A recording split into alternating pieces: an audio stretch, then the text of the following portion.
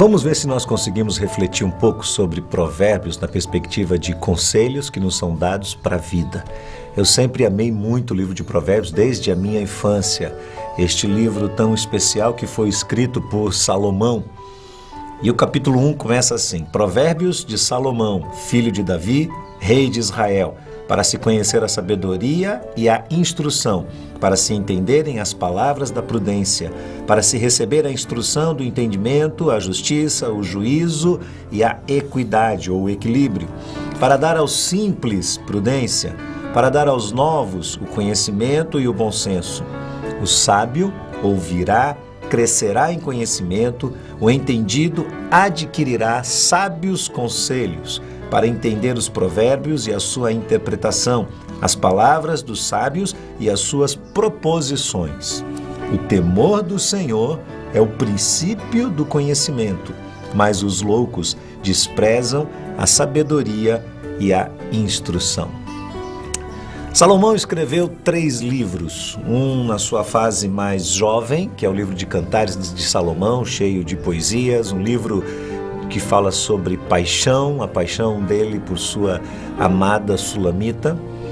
Fala sobre Provérbios, este livro de sabedoria, este livro que é um misto de conhecimento com sabedoria, este livro que é reflexo da sua trajetória de vida enquanto rei do povo de Israel.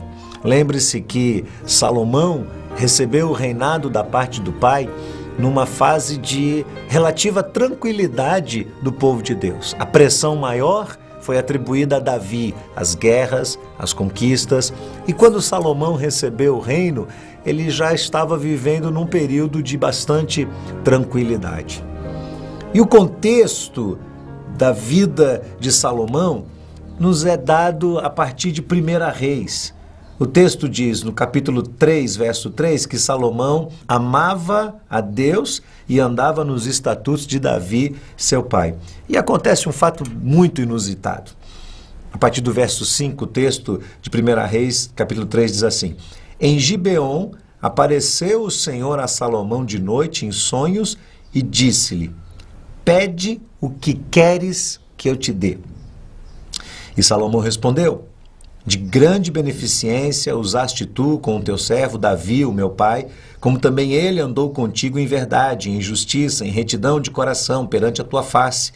E guardaste-lhe esta grande beneficência, e lhe deste um filho para que se assentasse no seu trono, como se vê nesse dia. Agora, pois, ó Senhor meu Deus, tu fizeste reinar ao teu servo em lugar de Davi, meu pai. Eu sou apenas um menino pequeno, não sei como sair e nem como entrar. E o teu servo está no meio do teu povo que elegeste, povo grande, que nem se pode contar, nem se pode numerar pela sua multidão. Ao teu servo, pois, dá um coração entendido para julgar ao teu povo, para que prudentemente discirna entre o bem e o mal. Porque quem poderia julgar a este tão grande povo? E esta palavra pareceu boa aos olhos do Senhor, de que Salomão pedisse isso. E disse-lhe Deus: Porquanto me pedisse isso, e não pediste para ti muitos dias, nem pediste para ti riquezas, nem pediste a vida dos teus inimigos, mas pediste para ti entendimento, para discernires o que é justo, eis que fiz segundo as tuas palavras. Eis que te dei um coração tão sábio e entendido, que antes de ti igual não houve, depois de ti, igual não se levantará. E também, até o que não pediste, te darei. Assim, riquezas como glória, de modo que não haverá um igual entre os reis, por todos os teus dias. E se andares nos meus caminhos, guardando os meus estatutos e os meus mandamentos, como mandou Davi, o teu pai, também prolongarei os teus dias. Esta passagem é muito especial e ela nos serve como base para entender este livro de sabedoria. O Provérbios é um misto da experiência com os ditados populares da época, mas também com a revelação e a inspiração que veio da parte de Deus sobre a vida de Salomão, resposta de Deus à sua oração. É interessante porque nós podemos perguntar entre nós também. Se Deus fizesse a mesma proposta a você, se Deus aparecesse a você e dissesse, pede-me o que quiseres, o que você hoje pediria a Deus? Salomão não pede que os seus dias sejam prolongados, ele não pede riquezas, e ele não pede que os seus inimigos se tornem subservientes a ele. Ele simplesmente diz, Deus, eu quero ter sabedoria para julgar este povo. Interessante, porque Deus tem uma maneira muito peculiar de agir com cada pessoa. Davi sofreu todas as pressões daquele reinado. E Salomão governou num tempo de paz e recebeu ainda sabedoria dobrada da parte de Deus. Houve muita tranquilidade no reinado de Salomão, o que Davi não teve na sua época. Às vezes as pessoas me procuram e dizem, por que é que eu sofro tanto e outras pessoas da minha família, ou amigos, ou irmãos da igreja, não sofrem tanto quanto eu? Essa é uma pergunta difícil de ser respondida.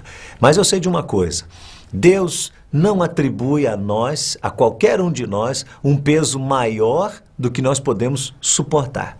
Paulo nos ensina isso lá no capítulo 10 de 1 Coríntios. Então Deus dá um peso a Davi e não dá este mesmo peso a Salomão. Isto não significa que o ministério e o trabalho e a responsabilidade depositada sobre os ombros de Salomão tenha sido menor do que de Davi. São épocas diferentes, são contextos históricos diferentes, mas há também uma ação direta de Deus sobre a vida de Salomão, como houve também uma ação direta de Deus, num outro contexto, sobre a vida de Davi. E este texto de Provérbios, este capítulo de Provérbios, 31 capítulos, falam sobre sabedoria e instrução, ou sabedoria e conhecimento. Elas são diferentes. Uma coisa é você ter sabedoria e outra coisa é você ter instrução. Há pessoas que não tiveram muita instrução e há pessoas que não tiveram sabedoria. Às vezes uma pessoa tem acesso ao conhecimento e ela tem um nível bom do seu desenvolvimento intelectual, do seu nível de aprendizado, mas não é sábia. Ao mesmo tempo que nós conhecemos pessoas que são sábias e não tiveram acesso à instrução, à educação formal. A instrução é a apreensão do conhecimento.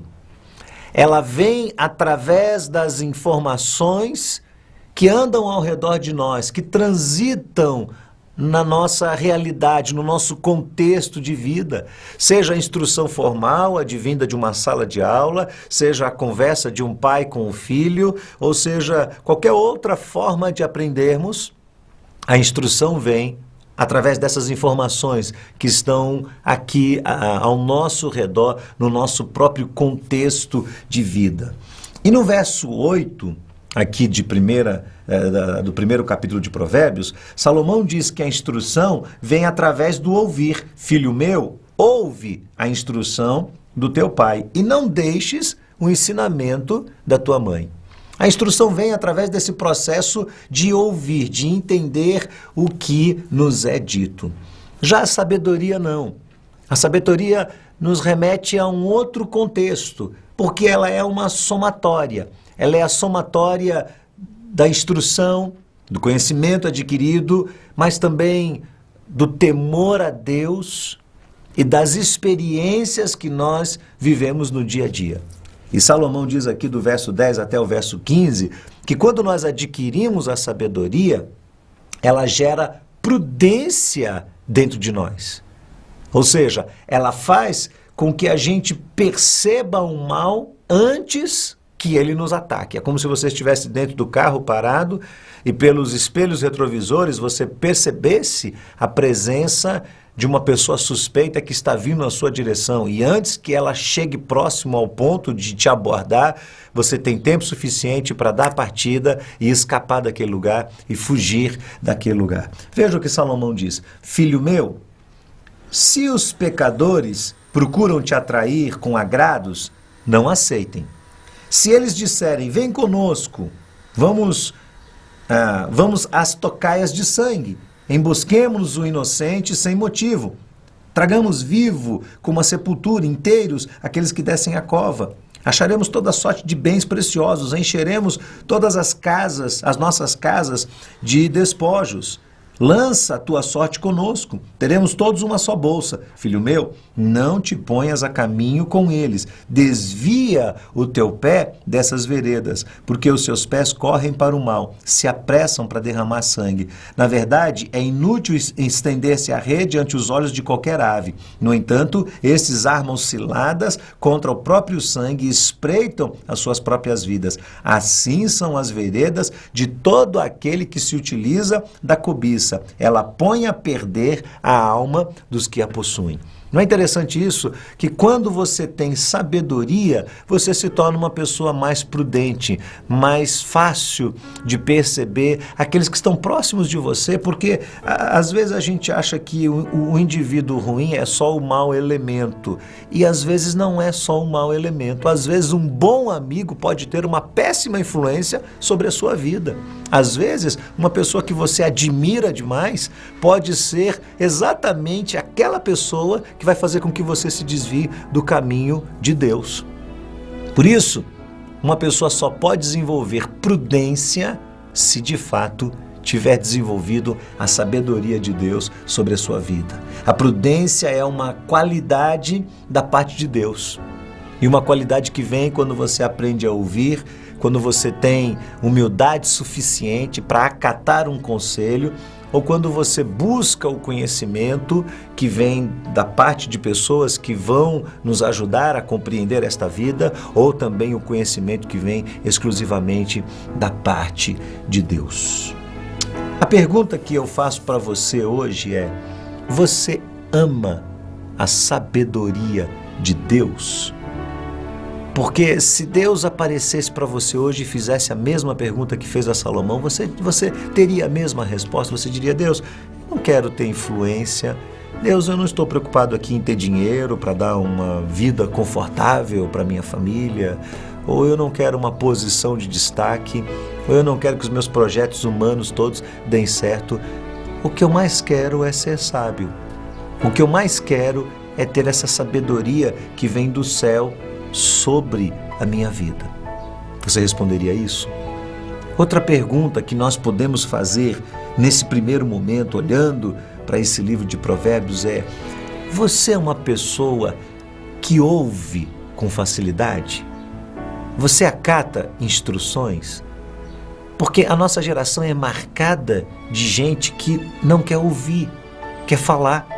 Você começa a abordar uma pessoa, ela nem ouviu o que você está dizendo, ela já interrompe você e já tem uma intervenção na sua fala, e todo mundo quer manifestar a sua opinião e o que pensa e o que acha das circunstâncias, da vida, quer fazer sua própria interpretação dos fatos históricos, quer propor a sua própria filosofia.